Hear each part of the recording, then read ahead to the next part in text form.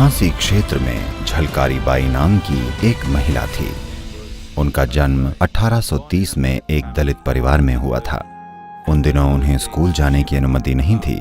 इसके बजाय उनके पिता ने उन्हें घुड़सवारी और हथियार चलाने का प्रशिक्षण दिया।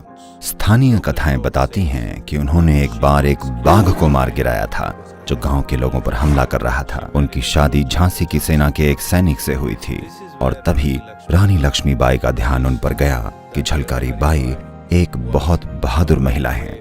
जब रानी लक्ष्मीबाई को उनकी बहादुरी और कुशलताओं के बारे में पता चला, उन्होंने झलकारी बाई को युद्ध कला का और भी अच्छा प्रशिक्षण दिलवाया। झांसी में अंग्रेजों के साथ युद्ध के दौरान राजा की मृत्यु के बाद ऐसा कहा जाता है कि झलकारी बाई ने ही रानी लक्ष्मीबाई को नन्हे राजकुमार की सुरक्षा के लिए उनको लेकर वहां से निकल जाने को कहा। एक वीरतापूर्ण कदम उठाते हुए झलकारी बाई ने रानी लक्ष्मीबाई की तरह पोशाक धारण की और युद्ध का नेतृत्व किया। तब तक रानी नवजात राजकुमार को लेकर वहां से निकल गईं। लोग कहते हैं कि वो एक शेरनी की तरह लड़ी। कई अंग्रेज सिपाहियों को मारते हुए आखिर में लड़ते लड़ते खुद भी वीरगति को प्राप्त हुई।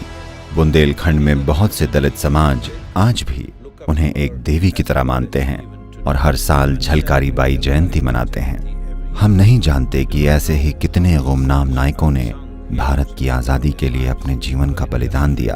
तो ये मेरी कोशिश है कि जितना संभव हो सके उतना ऐसे भूले बिसरे शहीदों की कहानियां सामने लाऊं। झलकारी बाई कोई रानी नहीं थी, न ही राज परिवार में पैदा हुई। वो एक नीची जाति के परिवार में पैदा हुई, लेकिन अंग्रेजों से लड़ते हुए वीरता की ऊंचाइयों तक बढ़ी और उस क्षेत्र में वो अमर हो गई। ये समय है कि देश उन्हें याद करे। यही वो समय है कि देश युद्ध में उनके वीरतापूर्ण कार्य, उनके साहस और उनकी कुशलताओं का जश्न मनाए। उनके इस परम बलिदान की वजह से ही रानी लक्ष्मीबाई जीवित रहीं और आगे की लड़ाई लड़ सकें। हम भारत की इस महान महिला को नमन करते हैं।